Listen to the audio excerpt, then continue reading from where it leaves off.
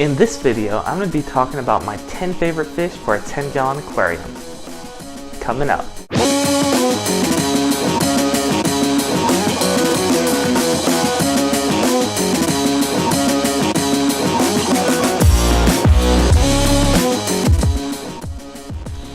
Hey, what's up? It's Ty here, and welcome to my channel, Aquariums with Ty. And on this channel, I do a lot of fish videos as well as product reviews. So if you're new here, consider subscribing. And at any point in the video, check out the description below. I'll put any links that I may talk about or anything I forget. Let's get into the video. Number 1, the shell-dwelling cichlid. The shell-dwelling cichlid is a great cichlid if you're just looking into getting into cichlids and maybe you still have a small tank because you just got into the hobby, or maybe you're not into the hobby yet. It's a great way to have that cichlid behavior with tons of personality in a 10-gallon tank. And these guys, they make their homes in snail shells, and you can also put other stuff in the tank instead of snail shells, but I highly recommend doing the snail shells instead. They raise their babies up, they're super easy to breed, so you'll get to see all kinds of activity from that.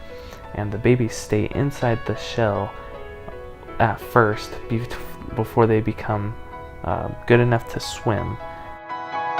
Come from the Lake Tanganyika, and that's pretty cool because it's a little bit different. Most of the time you see fish that are coming from Lake Malawi, so that's good to have a nice little 10-gallon Tanganyikan tank.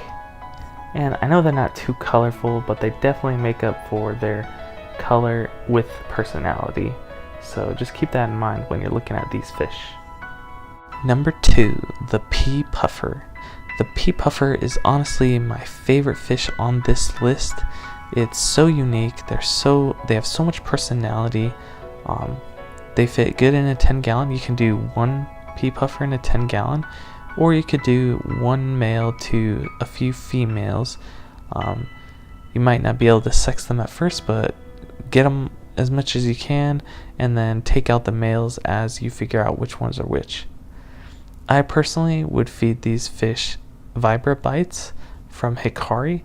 It's a great food that it's not a frozen food, which if you weren't feeding them that's what I would be feeding them.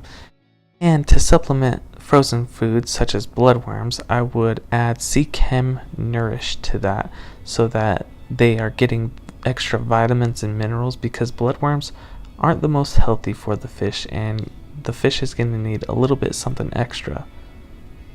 Fun fact about the Pea Puffer is you can feed them these soft foods, and you don't have to worry about feeding them harder foods to trim their beak. Number 3, the Apistogramma. The Apistogramma is one of my favorite dwarf cichlids. They are super colorful. In a 10-gallon tank, I would just do a pair. Put some nice green plants in there to contrast the colors that these fish typically are, and the tank will absolutely look stunning, and it'll be healthy. And even a beginner can get away with having such a colorful planted tank just in a 10-gallon. And again, just like the shell dwellers on this list, they have so much personality, but I don't really want to fill up this list with any more cichlids, so this is going to be the last one. Colorful fish in the freshwater hobby, the Dwarf Gouramis, possibly one of the most colorful fish, and I think that's a great draw to these fish. And on top of that, they have tons of personality. I would actually probably recommend a beginner to start off with Dwarf Gouramis, because after keeping these fish, they'll see all the personality, they'll see all the color, and they'll probably stay in the aquarium hobby for life. That's just my opinion, but I think it's a great choice. Number 5, the Neon Tetra. Oh my gosh, the Neon Tetra is super awesome. They're super peaceful schooling fish. They'll fill up your whole tank if you buy enough of them, and they'll just look absolutely stunning. I personally want a tank of these myself with a planted tank. To me, it would be one of the best tanks to have no matter what size tank you have, whether it be a 10-gallon or whether it be like a 300-gallon. I think if you just had a tank full of the Neon Tetra, that's really all you need. I don't think they need any other tank mates to make the tank any better. That being said, they can go with a wide variety of different tank mates, and they're pretty hardy fish and super easy to keep. Number 6, the cherry barb. Now, to me, the cherry barb is a planted tank fish because it's a super red fish, and then that coupled with green plants, I think it just looks amazing. So I personally think that's the only way to go with these, but it's really not. They're super easy to keep for beginners, and if you want something colorful, then definitely go with the cherry barb. But they're also a less aggressive, less nippy barb and can have many different tank mates, so it'll help for maybe beginner air or something like that. But that being said, this fish is great for beginners and pros. Betta is an awesome fish. I think it's typically often looked at as a beginner fish, but it's really not. These fish have competitions for breeding them. You know, people really stress on the traits that they breed for on these fish just to make them that much more interesting.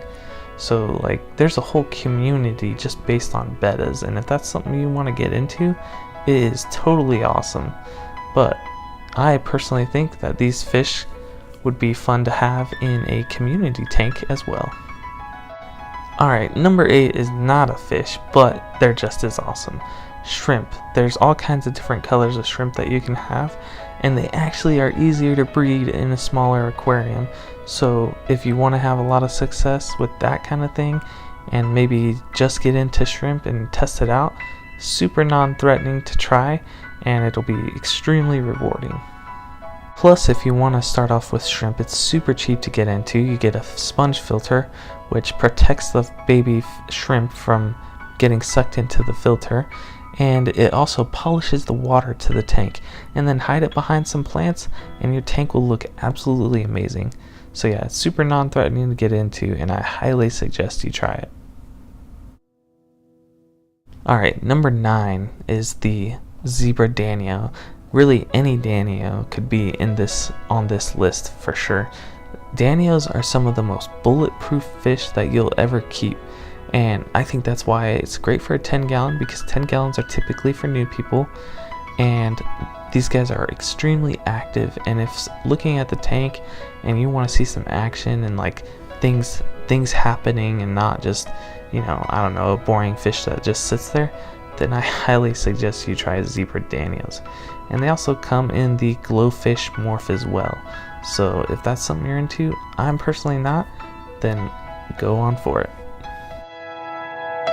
And my final fish, the guppy. Guppies are real hard not to put on this list because they go perfect in 10 gallons, 20 gallons, or any size tank, just like I said about the cardinal tetra. But they come in any color, and tons of different varieties for you to experiment with and decide which one's your favorite. But typically, for me, it's like they look like a betta, and you can basically have multiple bettas in the same tank. And that's what a big fancy guppy is to me. And not only that, they're super fun. They're always swimming around, and you'll have a really active tank with tons of color, and then you can throw plants in there, and it'll just be a nice little project that will, you know, keep the hobby alive for you. Anyways, that's the end of my video. I hope you liked my top 10 for a 10-gallon. See you next week.